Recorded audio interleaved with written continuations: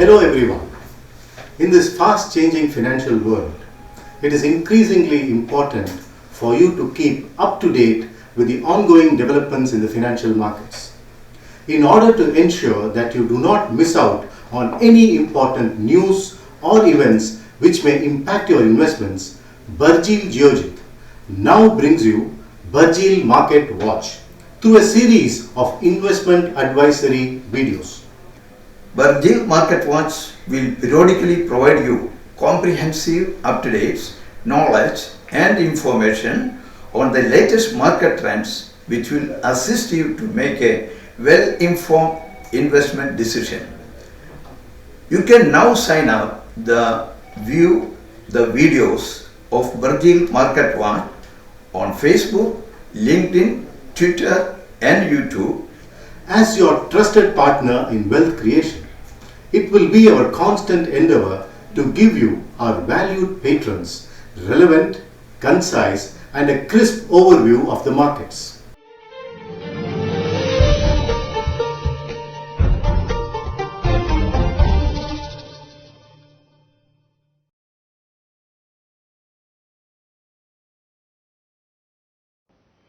We are very thankful to Geojit Geojit Securities for being our esteemed partner and supporting us always.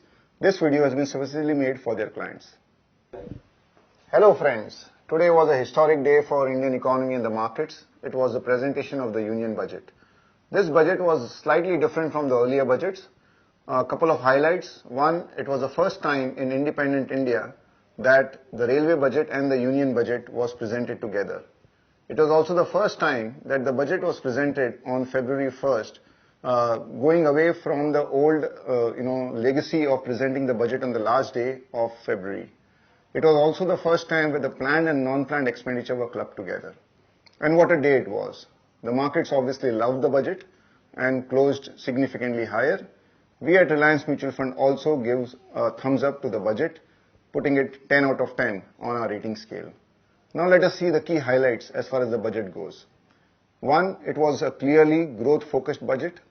The capex, as announced by the Finance Minister, rose almost 24% to a whopping 3,96,000 crores. Yes, 3,96,000 crores.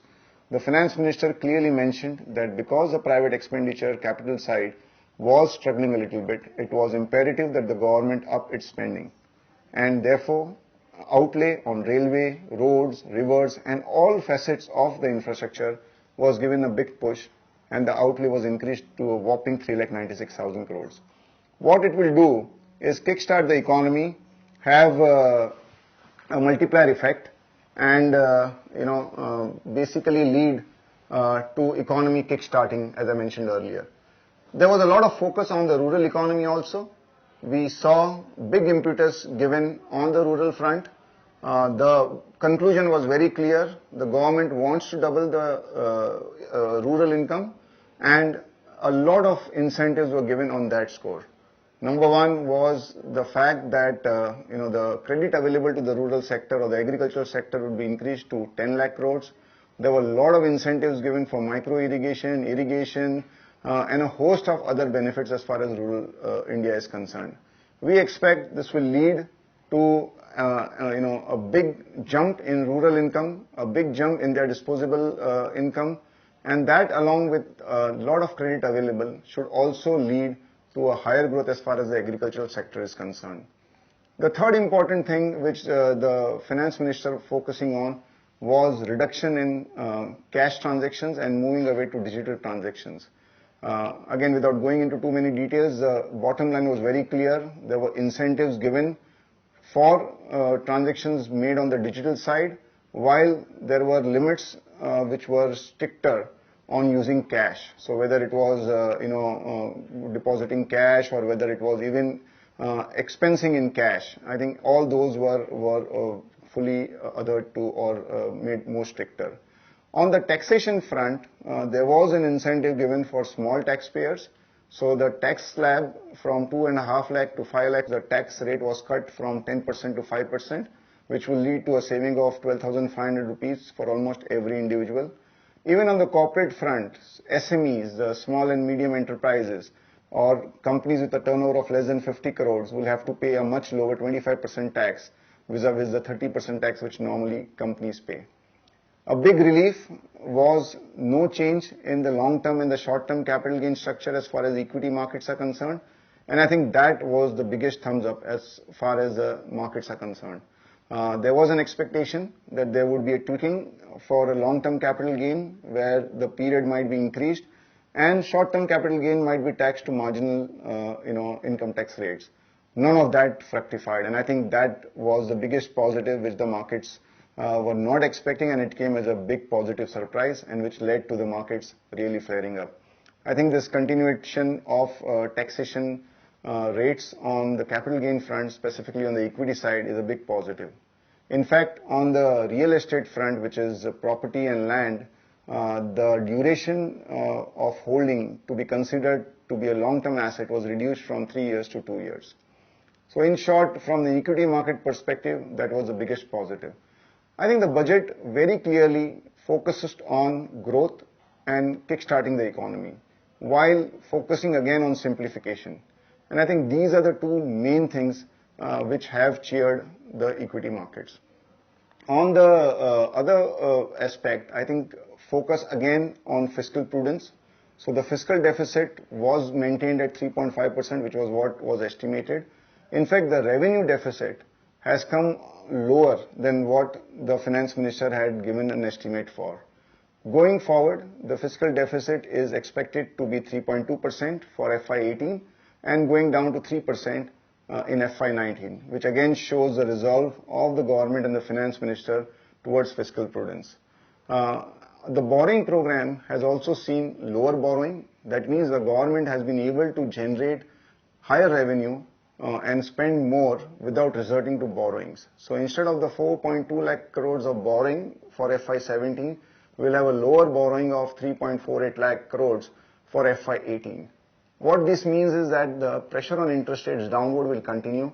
That should aid the economy with lower interest rates. That should also help the bond investors in terms of capital appreciation from their bond holdings.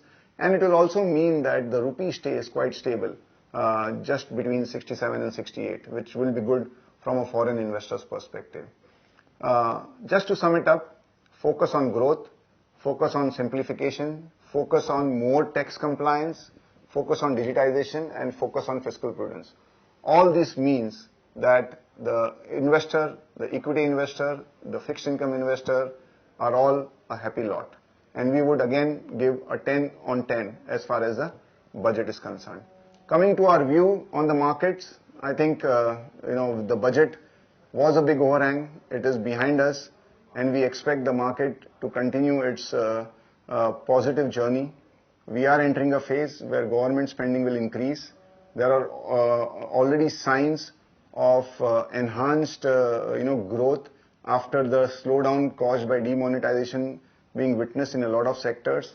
The focus on housing, the focus on infrastructure would lead to higher demand for cement, and that is one sector where we are quite positive. The lower interest rate, the interest subvention on small ticket housing loans should be beneficial for housing finance companies. The focus on digitization should benefit banks, particularly banks which are right up there as far as the technology advancement is concerned.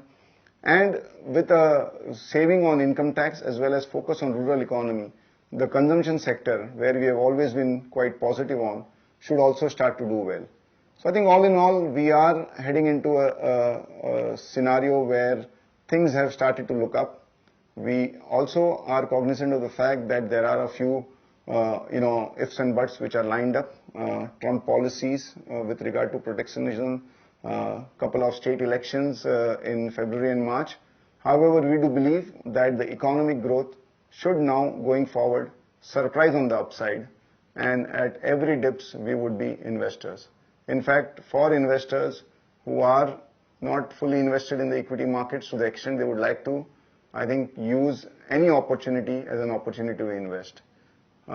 We continue to be positive, and this budget has only reinforced our view that the growth rates upwards of 7.5% for the Indian economy looks very possible as we move forward, and that should be very positive for the equity investors. Thank you.